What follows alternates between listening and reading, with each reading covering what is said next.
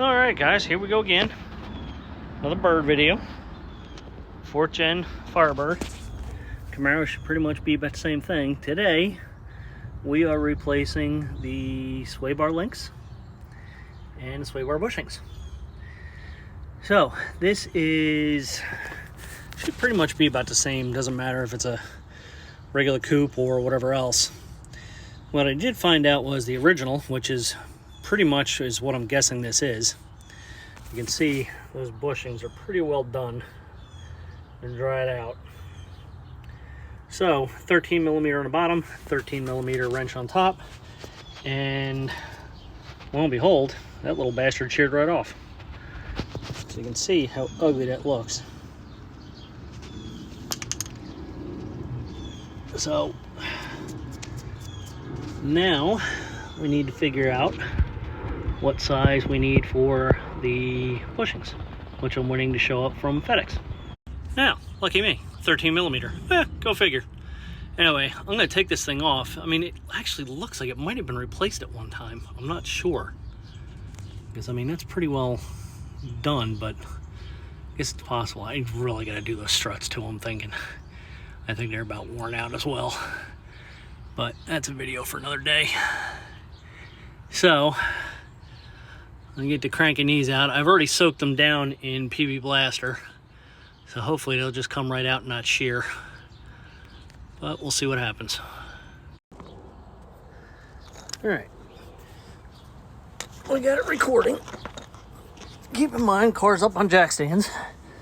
I got the rear wheels shocked.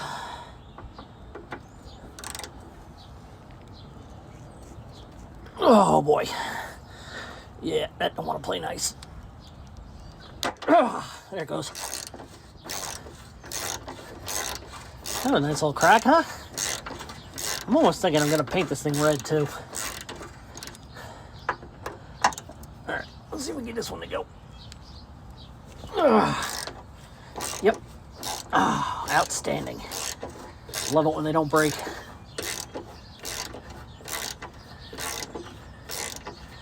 So I've noticed I got a nasty little exhaust leak on this thing too, which I'm guessing is probably coming from the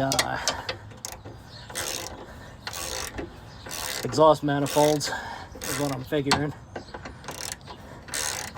And I gotta tell you, it's tight in there.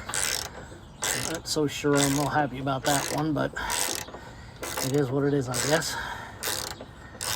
So, when you go to reinstall this thing, if it's the original sway bar, which I'm pretty sure this one is, there's a dip in the sway bar which points down and back from the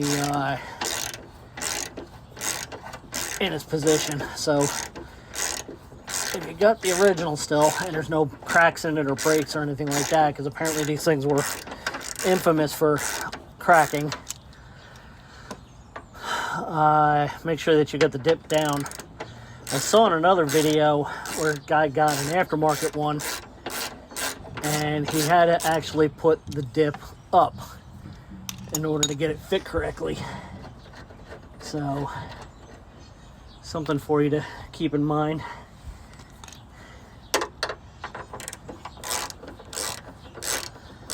Both front wheels are off. Just trying to make it easier on myself. And I've also got the weight of the car also supported with the jack as well, so probably gonna need a pry bar because this thing looks like it's rusted solid on there. So let me get to working on the other side. This is the right side of the car, and then left side is gonna be literally the exact same procedure. So let me go get that side done, and then we'll work on getting this sway bar out of here. See what I was talking about with the orientation there? So something for you to keep in mind. All right, so sway bar's out. Yes, it has definitely 100% been replaced at one point, so it probably cracked. Get a look at where your placement is on these things, so you can get it back in the same spot. Just try and get a rough gauge of it. Like I said, I'm gonna, I think, sand this down and paint it red. just because I can. So there's that. As for getting these things off, it should just be a matter of pressing them off, more or less, and then obviously there's a break in that, so that'll come right out. And it's really not moving too much. I mean, I guess they might have been all right, but look at the ones. I mean, I guess they were just dirty. That's all right though. I got new polyurethane ones coming anyway, so we'll get those in and get the new tie rod ends in. And I'm going with went with Moog, or however it is you pronounce it. Keeping in mind there are 3 different part numbers for this car, or this generation. This part number here, K700532, is the polyurethane ones for this this make and model. There are 2 other ones that you can get off of Amazon, I believe I got it from, and they are just regular rubber, not polyurethane. So I figured since I'm going all polyurethane, why not? All right, I got some sanding to do. So and in case anybody was wondering, yes, the other side broke off as well. Made it nice and easy, literally just pulled it right out of the top. So normally I would break out the sandblaster and do all this. It was obviously painted black at one time. But yeah, I just don't have the time to be screwing with that at this point. So I'm thinking as soon as the parts get here, I'm just going to slap it all back together. I mean, I'm only planning on keeping this car for about 8 months or so. I just want to try and get a little bit better of a ride out of it if I can. So that's pretty much it, guys. Haven't done the front brakes. The other video with the drilled and slotted went in the rear. The fronts are actually in pretty decent shape. There's no grooving, there's no nothing. The car stops like it should. So I'm not going to go fucking with it since it ain't broke. These tie rod ends, on the other hand, are pretty much shot. The camera would stop bouncing. So they really need to be replaced at some point, but not happening today because I've still got that 79 over my garage Trans Am, and I really need to start putting more money and more time back into that car as opposed to this one. I'll have a little bit of bonus footage for you as well. I don't know if you can really, let's see, no, I'll go to the other side. I'll show you a little bit of bonus here. So you can kind of see how bad my shirt looks here. And then we come down here.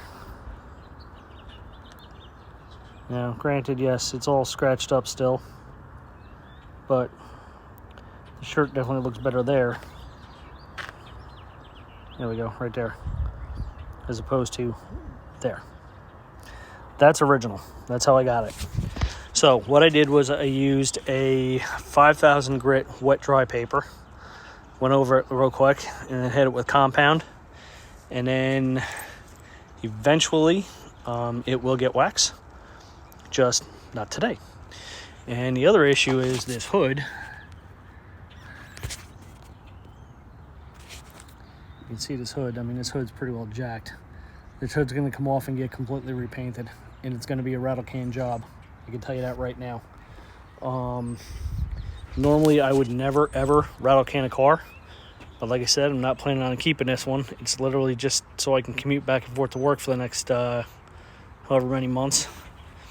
And then she'll go back on the market as a running, driving car, which she runs. Did a bunch of other stuff to it. There's a few other videos out there on stuff I've done.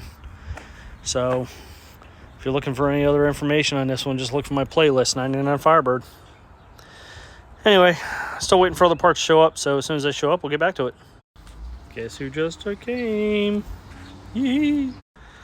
Alright, so Came with grease, so that's good.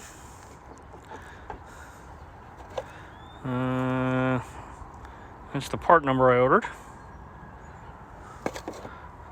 Now the big question is,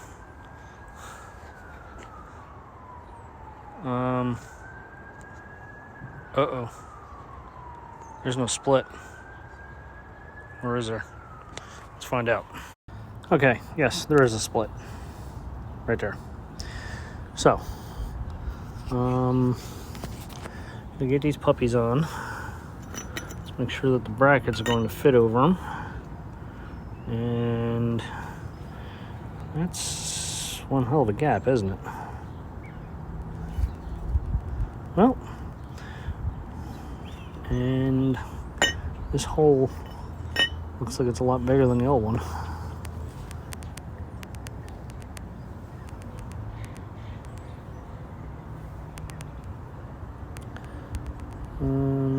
It is.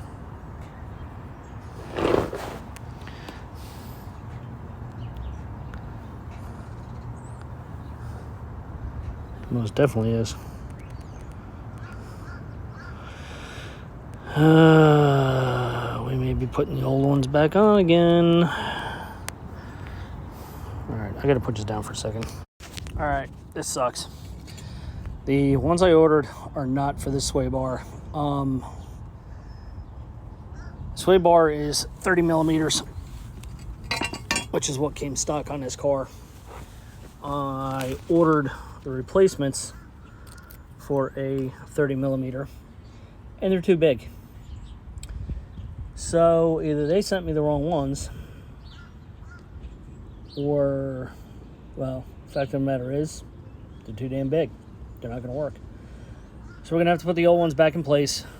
I'll put the new sway bar link ends in. And, yeah, I guess we're going from there. So when you're doing this by yourself, there is no easy way to do it.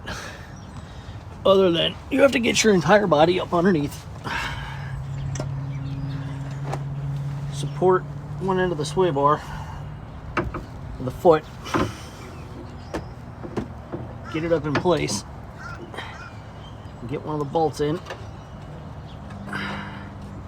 to help hold it.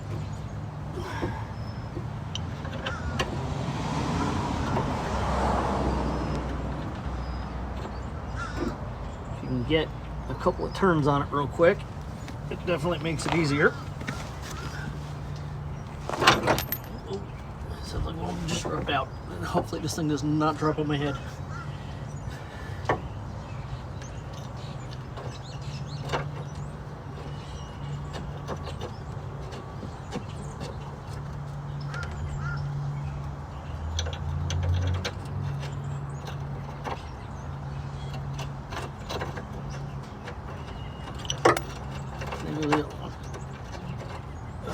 Hell.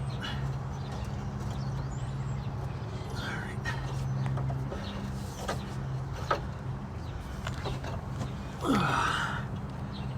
Try this again.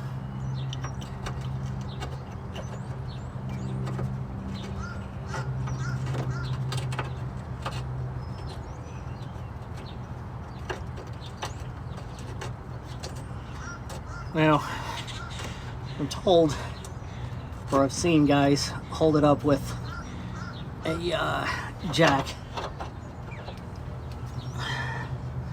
but the jack is holding the weight of the car, so I can't very well do that. And of course, where's my ratchet but up in the damn engine compartment?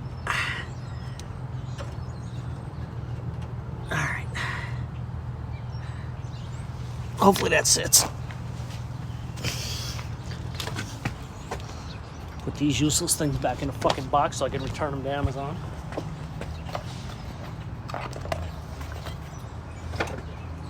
Unless, of course, they'll fit on my 79, which I doubt.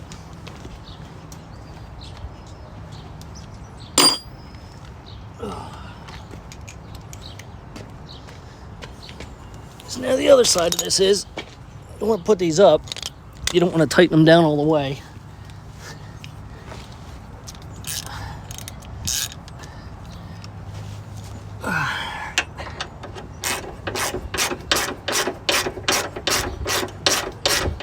you need a little bit of play to work with those link ends. Just want to get it enough so that it's holding in place.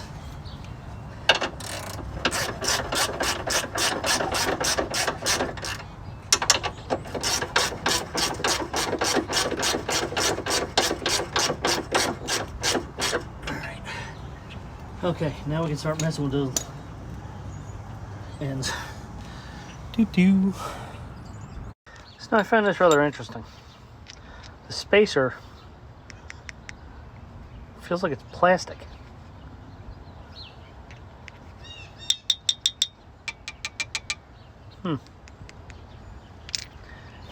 Anyway. Alright, so these little washers they give you fit actually inside the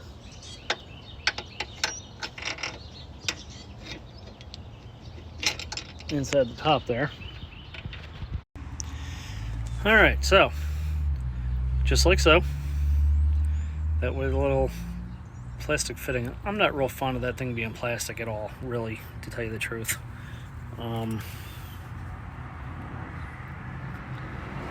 It's kind of strange.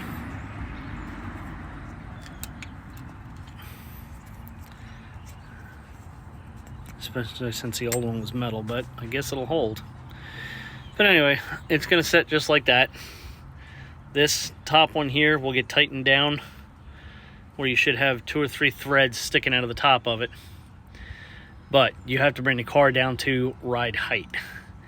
So therein lies the issue with that one. So what I'm thinking I might have to do is just bring the jack over, put the jack underneath it, jack one side up at a time as I'm doing this. In the meantime, I'm going to tighten those all the way down to where they should be.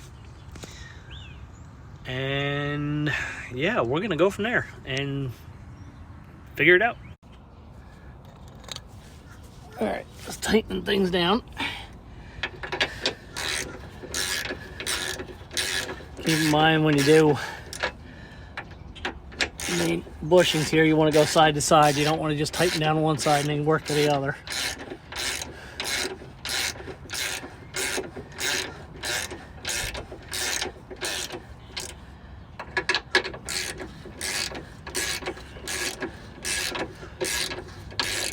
Now I have no doubt there is a torque setting for it, which I'm going to have to pull the book out to look up.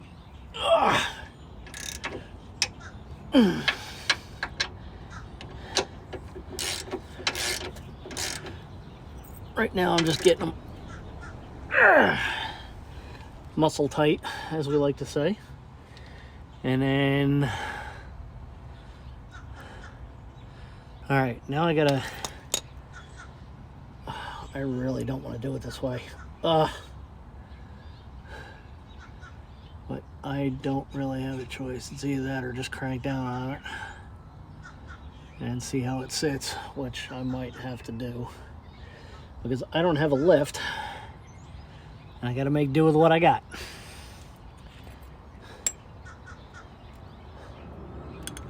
Which is why when I retire in 8 months,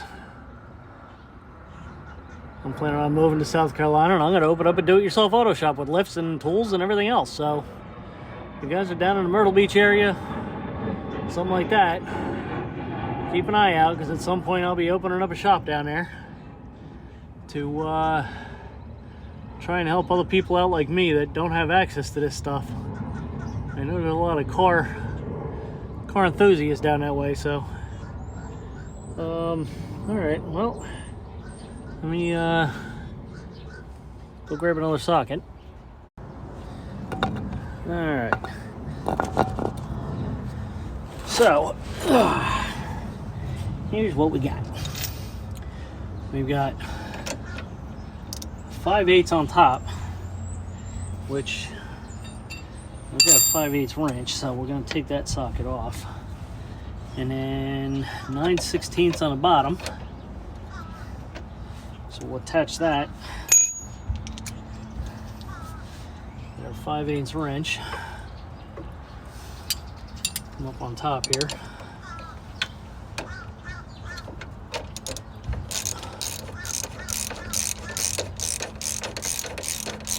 tighten this thing down as much as we can.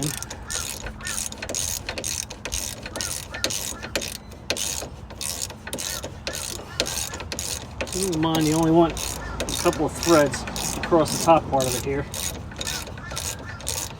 And since I can't do weight bearing without having a lift, which I don't have, I mean, I could jack it up with the jack, but I don't want to take the car off the jack, so here's how I'm going to do it.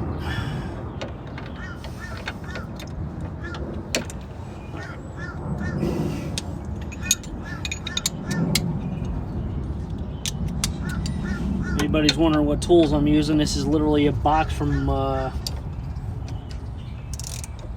Husky Tools from Lowe's, or no, Home Depot. I got these for my trailer to keep in the trailer.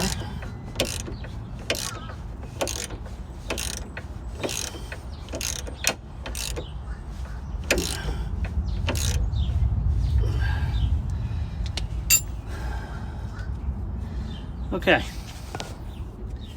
so coming up, that's what we got. So, a couple of threads up above. I'm going to throw a little bit of thread locker on top of that, make sure it don't back out.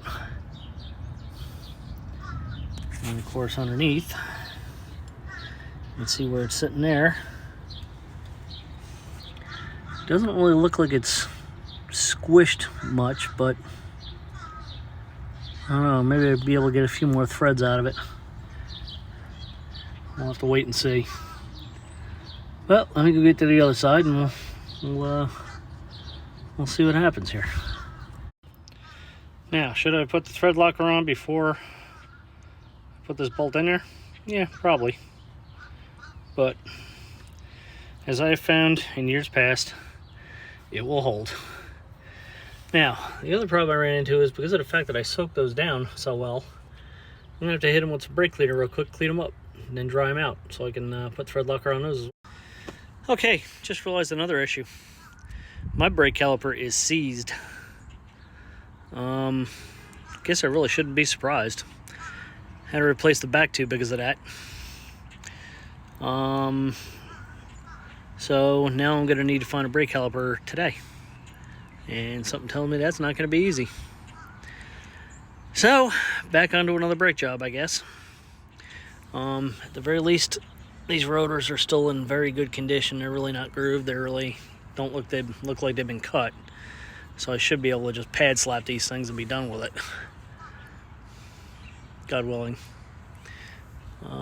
Yeah, no, there's really nothing that's been cut out of it, so. All right, well, so we'll be doing a brake job next.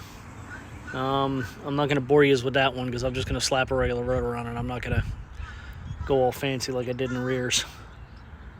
So, anyway, that's that, guys. Everything's fully attached, and we'll call that the end of this video. So if you would, hit that subscribe button. Give me a little bit of love here. If anybody knows anybody at Moog, please send them this video. Let them know. Their stuff works. I like it. All right, catch you later.